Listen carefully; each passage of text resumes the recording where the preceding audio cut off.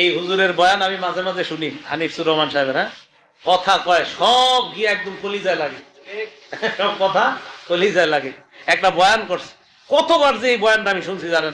এই বাপ, তোমরা যারা চিন্তা করো না, তোমরা বলো না বাজান, বলো না এই দরদি ভাই চিৎকার করে বললাম, তুমি যদি বলো তোমার পায়ে ধরতে, আমি পায়ে ধরতে রাজি। তুমি যদি বলো তোমার জড়িয়ে ধরে কাঁদতে, আমি কাঁদতে রাজি।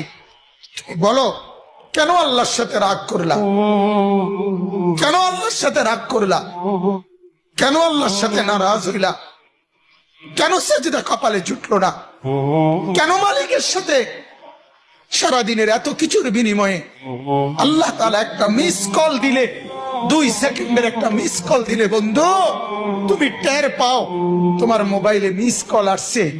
এত বড় মসজিদে 6টা মাইকের হরন দিয়া আল্লাহু আকবার